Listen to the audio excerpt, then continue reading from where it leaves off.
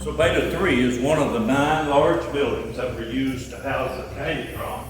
The cayatrons were located in the highway. So these are the cayatrons. Let me show you a little closer view. And notice the red line. That was to tell you if you had any metal in your pocket, you shouldn't get any closer than that because it might pull you right up against those large magnets. Remember, it's a batch process, so you've got one here, and the material goes into the bottom and comes out at the top. Now, it was one large racetrack of 36 cayatrons during the Manhattan Project when they were separating uranium. But then after the war, when they started separating those stable isotopes, they didn't need all of that large racetrack. They needed smaller ones.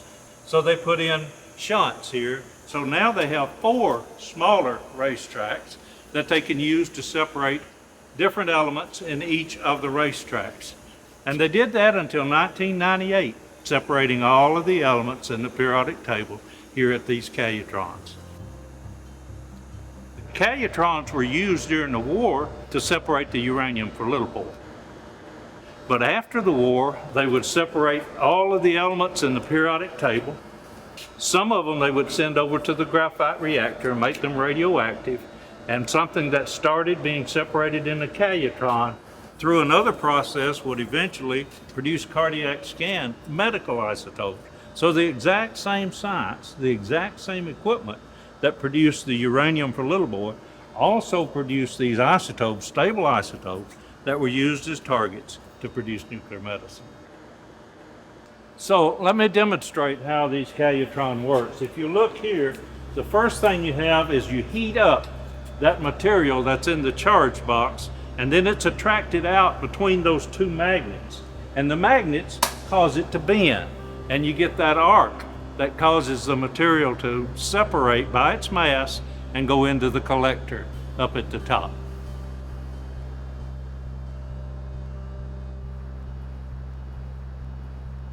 This is the control room where the young girls would have operated those calytrons. Actually, this one right here is Gladys Owens, and this is her picture when she came back later. She worked here from January till December of 1945, sitting on these stools, operating these cubicles, and separating that uranium.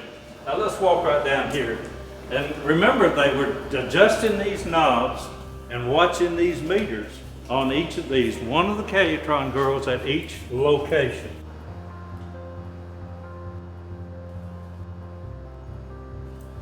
What was the stick used for? The stick, thank you, that's a good question. This is a grounding rod for when the maintenance people had to go in there and work on it. They'd go in and short out the high voltage capacitors before they actually went in and worked. So let me show you this plaque that was awarded to this building in recognition of its historical significance. The American Nuclear Society awarded it as a Nuclear Historic Landmark in November of 2002.